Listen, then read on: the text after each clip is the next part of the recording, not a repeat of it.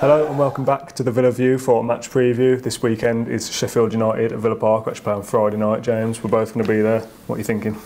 It's going to be a tough one because Sheffield United are really good. Yeah. If you're going to talk about Leeds and Norwich and West Brom and all that, you've got to talk about Sheffield United and how good they are, how good they've been all season. Yeah, consistent. It's been really quiet, and that's because Norwich and Leeds have been doing so well, but Sheffield United haven't been in the conversation all season. A bit like Albion. Yeah, now, I mean, Albion probably aren't the title contenders that Sheffield United genuinely are.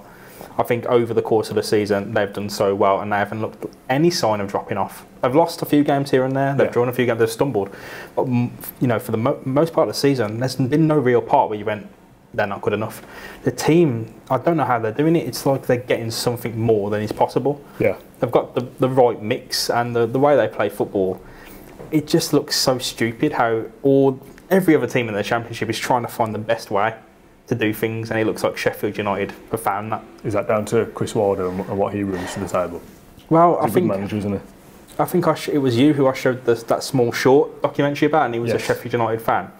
And I think that brings a lot to it, kind of like Dean Smith at us. You feel more lenient in a way, and you feel like he's got more space and he's got more control. I don't know if we'd have felt the same if Steve Bruce was still in charge at Villa now in this period and things were going badly. I think we'd have went completely toxic. Yeah. Whereas I think most of us are still physics. Yeah.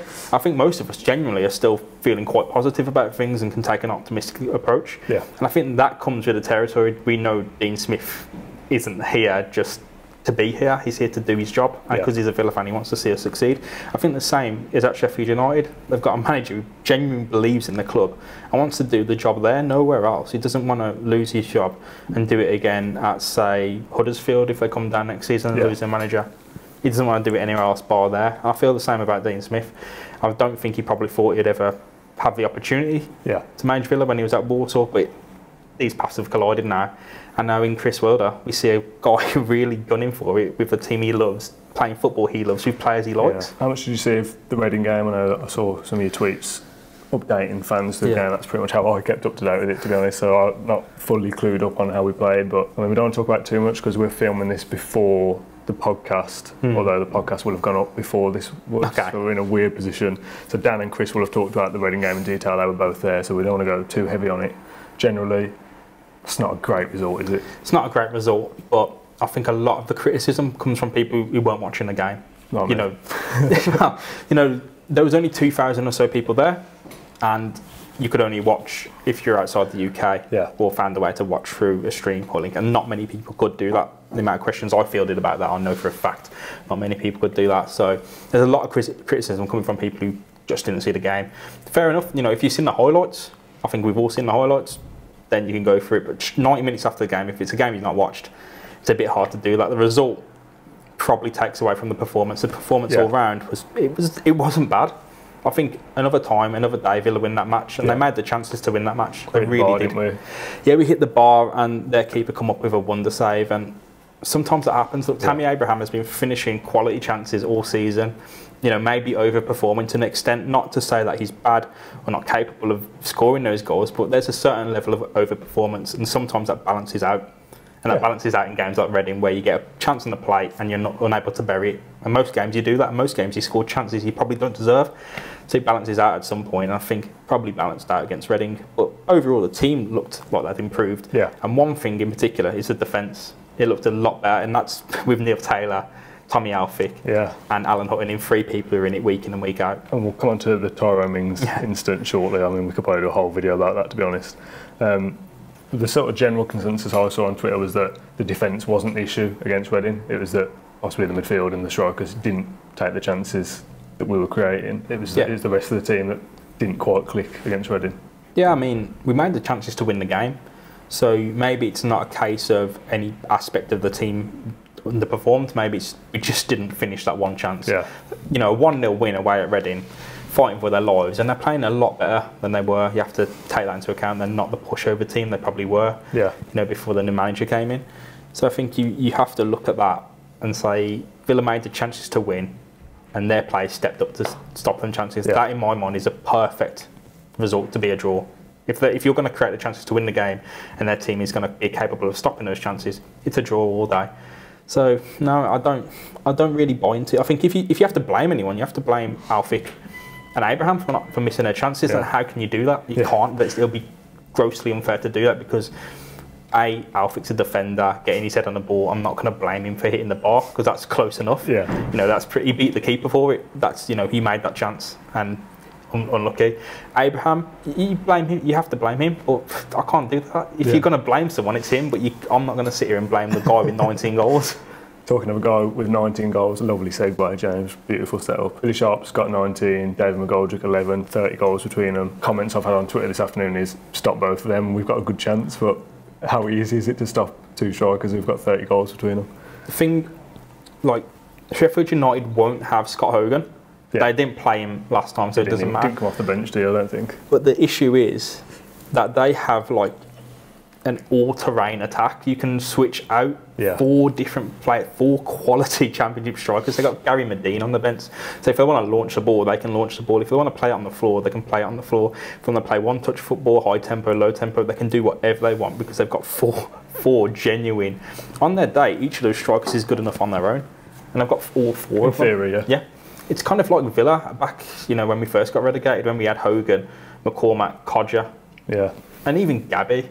God, for God's sake, when we come down, we thought everyone was going, "Oh, he'll rip the league apart." No, was everyone thinking? I don't know. I've heard that on the podcast. Not ours, I don't think. Nah, you weren't around, I don't think. No, but you had Gabby Bonghorst still, and he's a striker who you would have thought would have performed after relegation. You thought 7 or 8 goals. You'd have thought 10's a target, surely 10 is a target. We all know what happened, so. And it didn't happen. But Villa still had that same approach. It didn't work. They tried to play them all at the same time. Yeah. We've been guilty of that even months ago under Steve Bruce, where Codger's on now, Davis is coming on, Hogan's coming on, and you're ending games with 3 or 4 strikers playing. But even when we got relegated, we had Kozak still, and we still had Davies and Hepburn Murphy. Was Kozak there then? Yeah, Kozak played against Derby. He got subbed on, then subbed off. He was He just wasn't with it. I don't remember that. I've wiped that from my memory completely. that season after coming down wasn't good. I think we all have to. I don't know about that. Kozak did play football. Okay, someone can comment. I know. Would you say that Sheffield United are overachieving to be 4th in the table? If you it's like Leeds. If you look at the squad, no one stands out. But then with Sheffield United, you've got those familiar names of strikers, especially. You've got Ender Stevens, who used to play for Villa. You've got a lot of people who are motivated because they hit a brick wall in their career, especially Stevens. And it's almost like this band of brothers approach. Yeah. Do you think that's what the manager brings? That sort of war fight for the manager, no matter what? Definite underdogs. It's almost like in theory, the perfect Steve Bruce team. What he tries to build, I'll get the cast-offs, I'll get the underdogs, and we'll see what we can make of it. But the trouble is, he paid them loads of money. Yeah. Which is a bit different at Sheffield United. I feel. I don't think they've probably got the same budget. They're probably big spenders, all big things being said, but they probably don't have the same budget as Villa did in their day. On the peak. So I think there is an underdog approach, and they know what they're fighting for, and it's in touching distance. Yeah. Last season they could have had it if they kicked on. It fell apart. They didn't have the strength they have this season. Last season they could have done it. So this season, it's really there. And I'm overperforming. I don't think so. I think they're bang on. So we'll talk about the Tyrone Mings incident a little bit. I want to bring that round back to how it will affect the Sheffield United game rather than analysing what's happened, because since the game, the FA have said no further action because the referee saw the incident. Move on. It was accidental.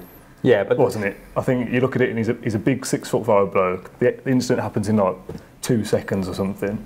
You can watch it in slow motion as much as you like and go, oh yeah, he's brought his leg back, he could have moved it. If it was his child underneath there, he'd have got away. It's just it's a lot of, you're projecting. There's a lot of ifs about what you think happened in the heat of a moment in a contact sport. I don't know, it's a weird one because I don't know how to put myself into that position. I just look at it and go, he's not played football for however long. It's his debut for a new team, he's dropped down a league. He's not going to come and stamp on a bloke's face on purpose, is he? Surely nobody does that. It's really hard to say because only one person knows what happened. So what all of us think. The problem is we all have a lot of thoughts and we all try and use those thoughts to have an action. We want Mings to be banned or we want to defend him and him not be banned. So we have these opinions where we want a result of them. And that's kind of problematic in the sense that we have nothing to form our opinions on. There is no basis for any of our opinions except what we think, and we're biased. Like a lot of us, as Villa fans, will say he didn't mean it. He probably didn't. A lot of Reading fans will say, rightly, that he meant it because it's their players left off the pitch. I know, but surely you can't go in with the mindset of a guy's going into a game of professional football to intentionally stamp on heads. That's the issue. If you think it's deliberate, and I know a lot of people who are pretty smart who think it's deliberate, and I don't buy it. The question they ask after, they say, if it's deliberate, the problem I have now is why? Yeah. Why would he do it? Yeah. And that is a massive, massive question. And none of us can answer it. No one can answer. And I saw a lot of people saying, you know, I'm an expert in, you know, mechanics, body mechanics, you know, motor neurons, stuff like that. I've studied the body, and this is deliberate. And I'm like, no, how, even with all that knowledge, and I don't want to doubt your expertise, how do you know? Yeah. You don't. The people say he's got previous. The problem with that is that doesn't fly in court, though. I think that was different. Yeah, if you come at that, which one? You can't come at someone with that in court. It will get thrown. You can't just say someone's got previous in court and there was an incident before. In court, that that doesn't fly. It's the single. You have to assess a single incident. And the problem with the Zlatan one before is that even if he didn't mean it, and he probably didn't mean it, it's because they'd had a fight in the match already. So it was seen as possibly it was retaliation. Even if he didn't mean it, he's ended up stamping on the bloke's head, and they've already had a fight. It's not funny. I don't know. I'm laughing. Zlatan was fine. Yeah. Nelson wasn't. True.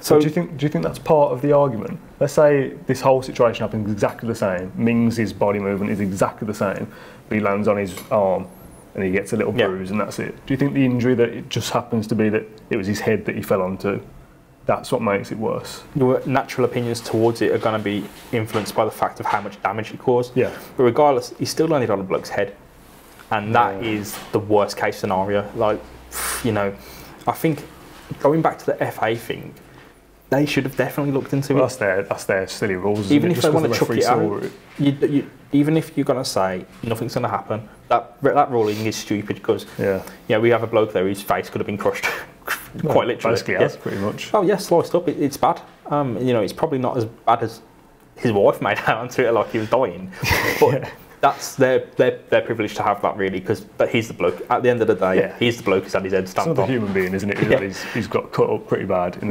what I think is an accident. It was like in a dog fight. Yeah. Honestly, like his face was chewed up. Bad. Yeah. It was bad, but I don't know. Well, this is my point with bringing it back to the Sheffield United game. If Mings plays, how does this whole, essentially a witch hunt, affect his performance? Because he's been tagged on a lot of stuff on Twitter. Now, whether he's seen it, he would 100% have seen some of the articles and the posts and the tweets about he's a disgrace, banning for life, this would have been prison if he stamped on him outside in the street. If he plays, does that affect him? And if he doesn't play, do you think he would have been dropped because of that incident? Regardless of how good Tyrone Mings plays, the only person you drop is Alfie, and he played really well. So I think it's another rest for James Chester, to be honest. Yeah. So, say Mings plays, what's his mindset like? Is he, when the next challenge comes in, is he going to sort of be backing away because he doesn't want to get into that situation? Because if this happens to him again, and if it's accidental, Fourth, fifth, it could keep happening. This could genuinely keep happening. And this is very much a cliche. He's a big bloke, 6'5". If he's going up for challenges, the momentum, he's got big long limbs, clumsy. This could just be an accidental thing because he's a big bloke, he's rough and tumble, he gets stuck in. Where's his heart on his sleeve? Well, what happens? If it happens again for a third time as an accident, people are going to seriously look at this guy and go, okay, this is maybe not accidental at this point. So is that going to affect the way he plays the game now? That he needs to be more cautious so he doesn't put himself in that position? I'm going to say no, because, again, this happened before. Yeah, that's true. This exact situation happened before, and it didn't seem to affect him because it happened again. He whatever the situation was and whether he meant it, it happened again. He fell into the situation. That's either pure bad luck, or he's not afraid to stick his boot in. Which sounds horrific, but no, he's going for it. Whether he's lucky or not, he's gone full-blooded into that. It's not off the floor. It's not a 2-foot challenge, but he still went full into that, and the last one didn't faze him. Yeah. So I wouldn't look too much into it. I think if we'll have to wait and see on Friday. If his performance off, who knows? But if it is off, Is it because of that? Yeah, exactly, I don't know. I don't know. I think there's so many variables. Yeah, I think Villa's defence as well pretty shaky. They were shaky before Reading game. So if they're shaky at home, maybe that's more to do with just being an Aston Villa player and being in the team rather than anything else. What about the rest of the squad? Is there any other changes you'd like to see? I think the obvious one for me is Kodja in for probably Adoma. Yeah, is what I'd change. I think Adoma's been quite unlucky. He's not had the same. He's probably largely done the same things as he did last season. I just haven't come off this season. Yeah, I don't know. I'm not totally sold that he will ever reach the heights that he reached last season when he scored 10 goals in however many games. He's playing on the other side of the pitch as well. He's playing on the left. I can't ever see him doing that again for Villa. I felt like that was the best of Adoma we'll see, and to sort of try and compare him back to that is probably unfair on him as well. I think Kodja's a player that will carry the ball. He might, and the only downside of it is that he won't cover his fullback as much. I'd rather we have a more creative player in the side where we're creating chances. I'd rather have Kodja get on the end of a chance than Adoma at this point. Yeah, I think Villa's wingers, like this goes back to Balassi, they all kind of ponder on the ball. Yeah. None of them are direct. I think the most direct one you've got is Adoma. None of them really go straight ahead. Our guys will cut inside, drift around, run around. Kodja's the same. Kodja kind of Green. Green, yeah, for sure. Direct, but Green for sure. So we haven't really seen it at Villa. So Green and Adoma are the two most direct wingers. Al Mohammadi probably more so than Adoma, but he's probably had a better output as a winger this season than Adoma, but you're just not going to do it at this point. No, I'll be disappointed to see Elmo play right wing. Yeah, it'd be ever again, to be honest. It'd represent a massive step down. I don't think personally he's done that bad there, but it's just the implications that putting him there has. Yeah, the connotations. Yeah, if you put him there, it signals just what before the game when people see that lineup. Again, it's negative. Yeah. Personally, don't think he's done that bad. He scored 2 goals from there. He gets in the right positions constantly. No one else is doing that. But putting him there, it's almost like a defeat. It's almost a defeat before the game's even started because people are just thinking they're not fully into that team. Yeah. That's a problem when you're trying to get everyone at Villa Park on their feet again. Yeah, true. A lot of people have kind of said the passenger thing about a number of Villa's midfielders. McGinn got it. Basically every player, to be honest. McGinn gets it as well. But those 3 players, Whelan, Horahan and McGinn, really do give a lot for Villa. They're always, if you want players, blood and thunder players, it's usually them. Like Whelan's pressing up front, Horahan's pressing up front, and McGinn is part of the problem though? Because you don't expect Whelan to be the furthest forward midfield press, do you? There's maybe some confusion, and that only happens if you start those 3 players. Who's the man who presses? Yeah. They need to know. They need to know every single time, and their positions constantly rotate. I don't know if you've noticed, but in the midfield, it's almost like they kind of switch, and Whelan will step up, and they'll move around. So I don't know if putting a new player in there is the solution. I think it simply misses Jack Grealish too much because you've got someone who takes 3 or 4 players out of the game. You've got someone who can counter quickly, and you've got a smart player. I think Villa really do miss that. And Jack Grealish's absence, maybe it's not a case of him being unfit. Maybe he's ready. Maybe he's been ready for a month. They don't want to risk that. Yeah. Like I think we had this conversation before.